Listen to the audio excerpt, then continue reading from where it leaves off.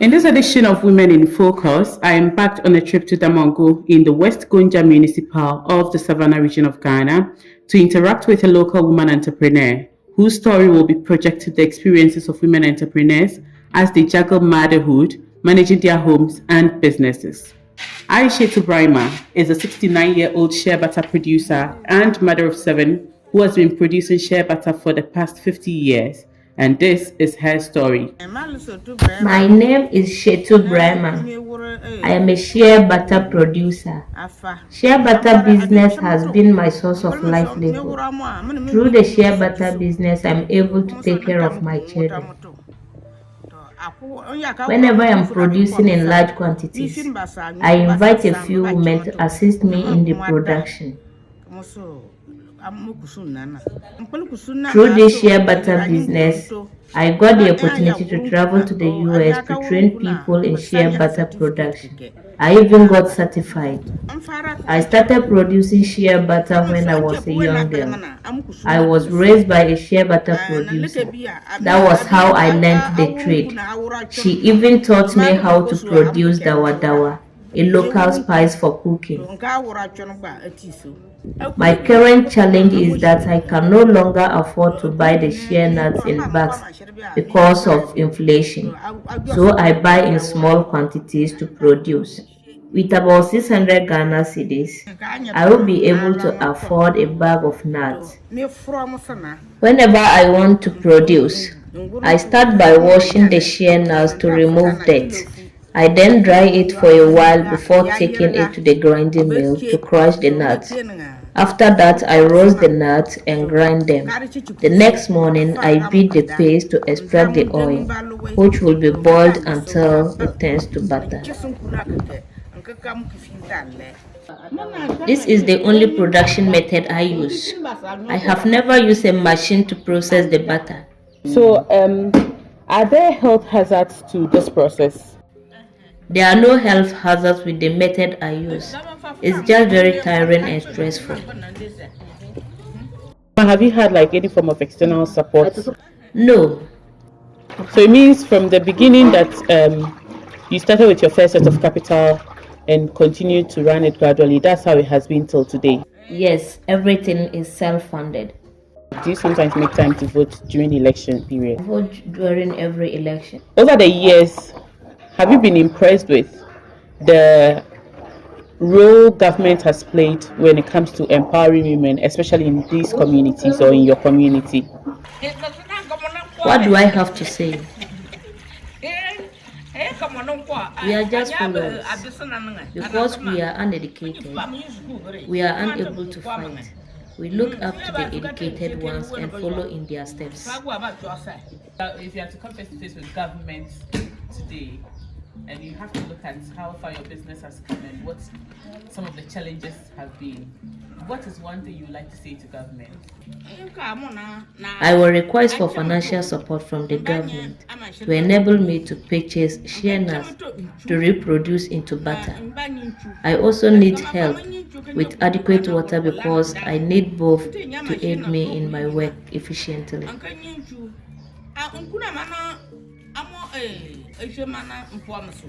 Ever since I started with this kind of work, interacting with women in different communities and with different backgrounds, I've come to appreciate the importance of empowerment when it comes to having your own skill or business.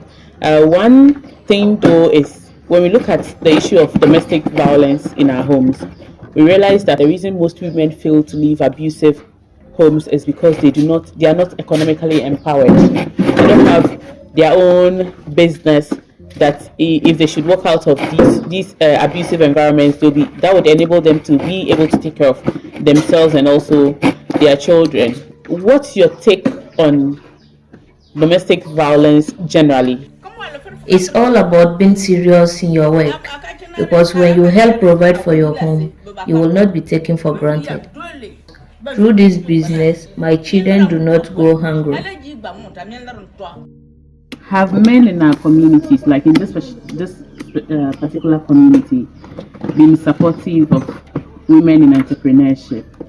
And relating that to her personal experience, have men who have been in your life or who are in her life been supportive of this venture? Men are not helpful. He won't help you with anything to support your business. But do you think it's because they are not in the position to help? It is because they don't have the means. If he did, he would have supported. If you are a man and you have the means to support your wife, you should be willing to. During harvesting, I can pick about 12 bags of shea nuts while doing this all by myself. Wrapping up our interaction, Mma, if you had to meet the younger version of yourself, like someone young from when you first started or as you grew along the way, and the person you see the person is passionate about entrepreneurship or starting a business venture on her own, what's one advice or message that you have for her? I will advise the person to come and assist me so she learn the process. I will teach her to be able to produce it to perfection so that she in turn teach others.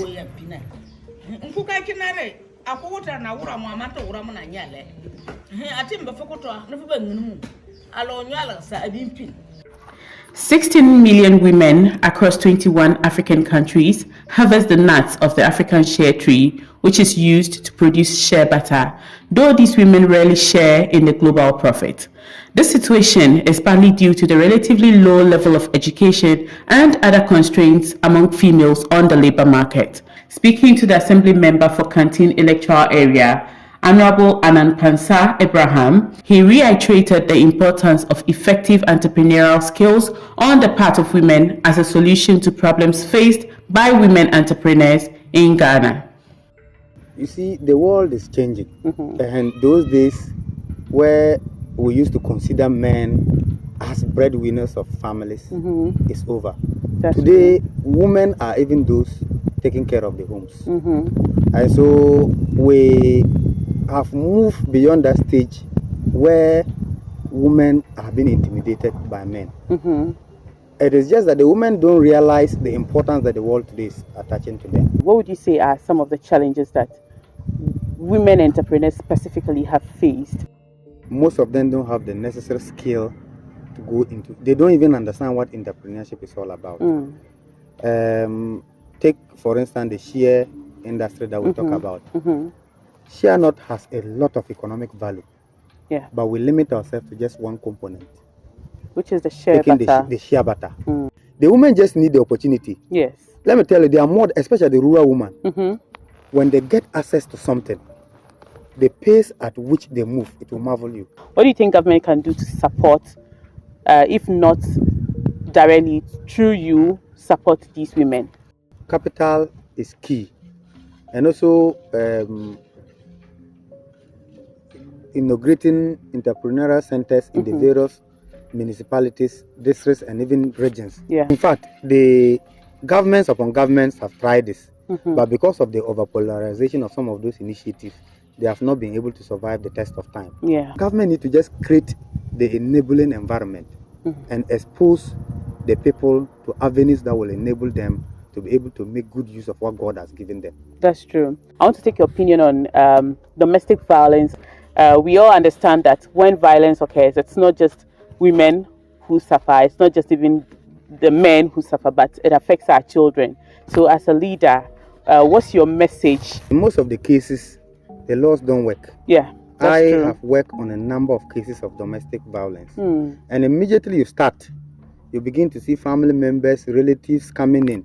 And instead of the law taking its course, then we now have to engage in what they say out of court settlement. And so we have to find a way to make the law work right from the local level. And so if we really want to safeguard, especially our women and the children, they at the community level, the bylaws must work as much as possible, work to the best. Often women are unable to move out of abusive homes because they are not economically empowered. If a woman has a business running and she's able to support her family or even take care of her kids, where she finds herself in an abusive environment, she knows that if I have to move away to start afresh, I have means of taking care of my child, at least immediately, until major help comes my way. What would you say to young people coming up, especially women? They should look around.